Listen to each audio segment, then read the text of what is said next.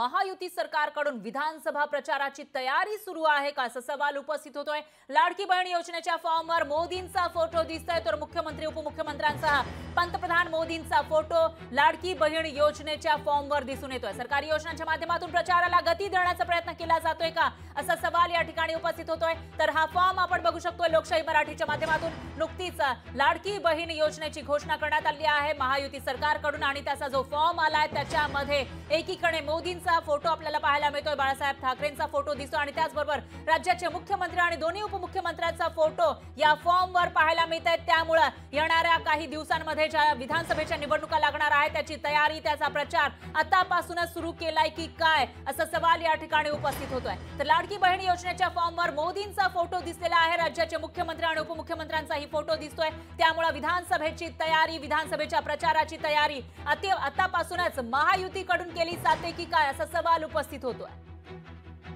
तर यावर राजकीय वर्तुळातून काय प्रतिक्रिया आल्या त्याही बघू। लाडकी बहिणीच्या फॉर्मवर कितीही फोटो लावा, युरियाच्या बॅगवर फोटो लावलेत आणि युरियाच्या बॅगवर फोटो लावल्यामुळे शेतकऱ्यांनी कशी जिरवली हे महाराष्ट्रातील महायुती विसरू शकत नाही।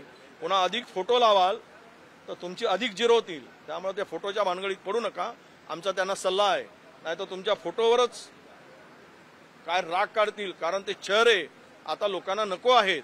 हे चेहरे पाहिले की लोकांचा संताप होते, त्यामुळे उलट करण्यापेक्षा चांगलं काही होईल तर सद्बुद्धी त्यांना पंढरीच्या पांडुरंगाने द्यावी एवढीच त्यांना आमची विनंती। महायुतीच्या सरकारने ही जी लाडली बहीण योजना आणलेली आहे त्याच्या मागे फक्त राजकीय हेतू आहे, कोणालाही मनापासून मदत करण्याचा हेतू दिसत नाही।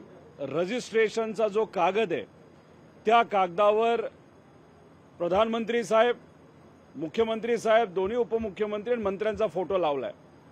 सरकारच्या असे अनेक योजना आहेत ज्याच्यावर अशा पद्धतीने फोटो लावले जात नाहीत।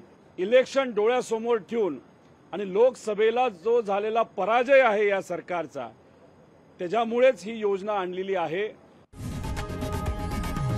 लोकशाही मराठी ऐका, पहा, जागरूक रहा।